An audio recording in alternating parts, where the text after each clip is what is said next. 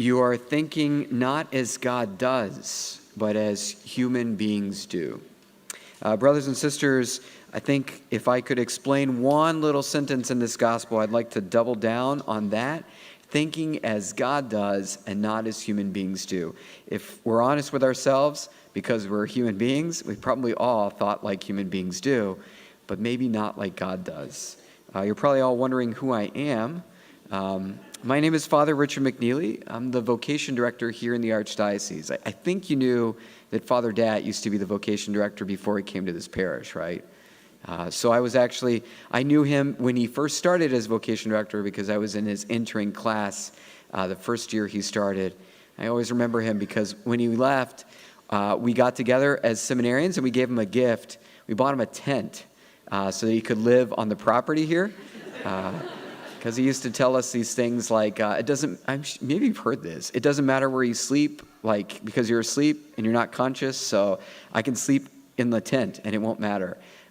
He was even talking about sleeping in a dumpster, but I don't think you had one of those at the time.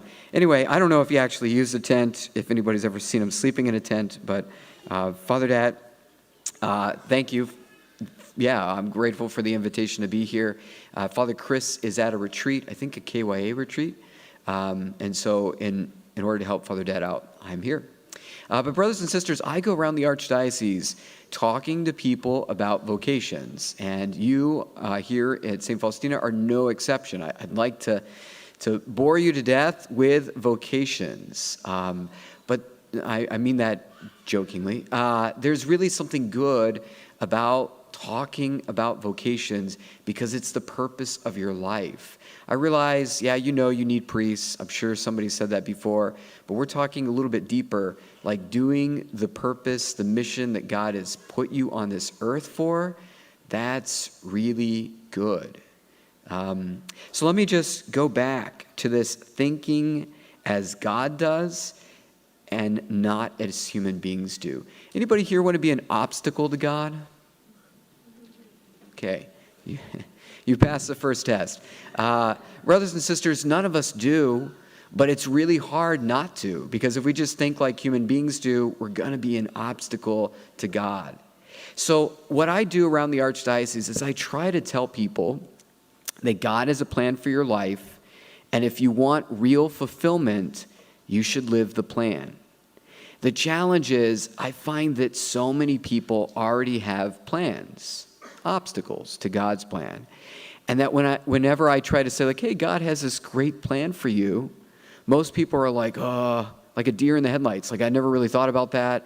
I already got something in place. Like, don't bother me now. Or there's maybe a little bit of expectation, like fearful expectation, that God's plan is going to be really hard, right? Literally everybody who heard Jesus stopped listening after he said, be killed. Because no one seems to have heard, on the third day be raised.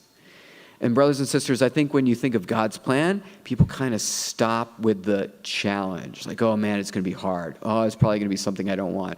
Oh, I really don't. I don't think it's for me. So let me back up and just kind of tell you a quick little story. It's not even my vocation story. I remember once hearing from a monk, vocation story of one of the monks in the monastery.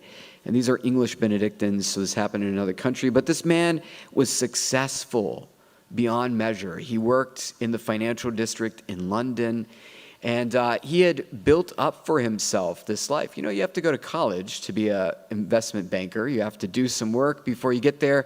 So he had lived a pretty good life. He had been studying, working, trying to get ahead. He was in the best place in his career, and he remembers coming out of this subway tunnel, which already is kind of like coming out of the cave, coming out of the dark, and there was this older woman in front of him, and I don't know where it came from. He was in a rush, but he pushed her, and he said, "Get out of my way." And then after he did that, he realized, horrified, what he had just done. He just pushed this old lady in the subway to the side. And he thought about who he wanted to be, who he was, where he was going. He didn't go to work that day. He just called in sick. And eventually he wound up in a monastery because he realized he had some Catholic training that what he was becoming was not good, not satisfying, not making him happy. Even though he was financially successful beyond measure or beyond his wildest dreams, everything he really wanted deep down inside just wasn't there. This is pretty typical of a vocation story. A lot of people, a lot of young people are kind of waking up to the emptiness inside, the dissatisfaction, the longing that just didn't go away, and realizing that somewhere in their life is not a complete formula for happiness. They don't know where to turn, but they know that it's not there. Brothers and sisters, what I find so disturbing, and this is really to parents, is that parents are not helping their children as much as they used to. Parents in some ways are like Peter here, putting little obstacles, because no one wants to wish their son or daughter into a life of suffering or a cross or difficulty. But in doing so, they also don't wish their son and daughter to follow Christ and to find true fulfillment. I can't tell you how many parents I've had to sit down with to dinner who tell me things, and I don't mean anybody here, like you don't know my son. He doesn't want this. This wasn't for him. This isn't the plan. He was supposed to be an engineer. That's why he went to the STEM school. That's why he's going to A&M instead of to seminary. And I don't mean that in a bad way. I think those parents really want the best for their children.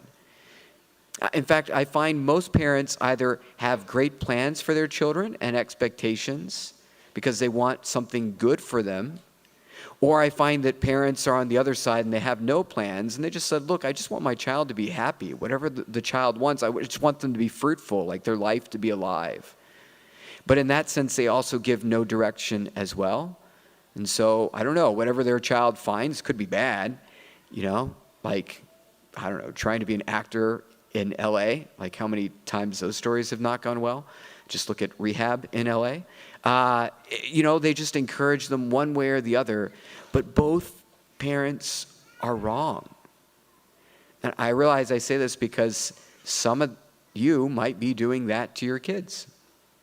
It turns out, parents, if you want to give your children really good things, like everlasting good things, you gotta get them to think as God does and not as human beings do. Which is a lot to ask for a parent, right? Basically, God, I'm saying to you, don't think like human parents. Think like God. I've asked that before. I've asked parents in other suburban parishes, hey, how many of you discerned your child's vocation before you told them at the age of 9 that they're going to be a doctor or an engineer? How many of you heard that from God in prayer? It's not too late. It's not too late, parents, to begin asking God, what do you want for my child? This child is a gift from you, and I want to return this child to you. I want them to spend everlasting life with you. So parents, and just anybody in general, right? Vocation, whatever God's thoughts and plans are for you, that's fulfillment. That's everlasting happiness. That's success. Whatever the world is telling you is successful, don't buy it.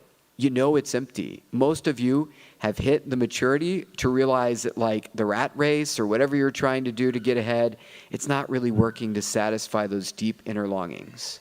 You just have to numb yourself with enough Netflix and maybe you'll forget, or you're here in church. You want to be awake. You want to be with God. You know that there's something better out there. But parents, that better really has to be God's thoughts and not just ours. Any children here in the audience who are listening to me, you want to do what God tells you to do, not your own thoughts. Don't come up with your own plans. It's just not that good.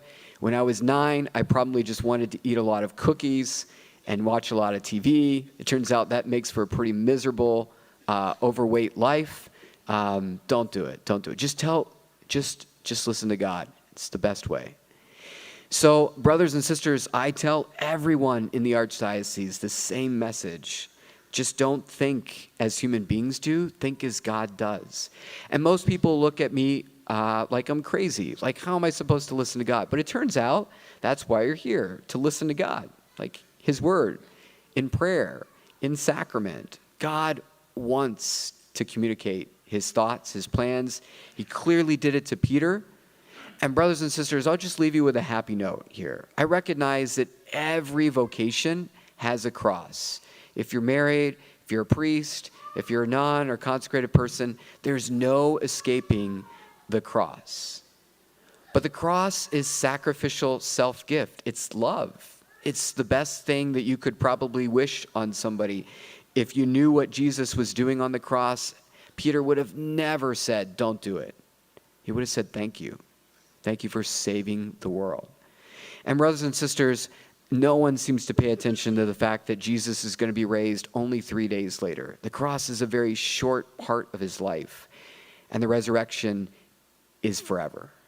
And so whatever you wish for your children, I know you don't really want to wish them the cross right away. It just sounds painful. But just remember that that's the path, whatever God's plan is, that leads to that resurrection, that eternal happiness with him forever. Amen?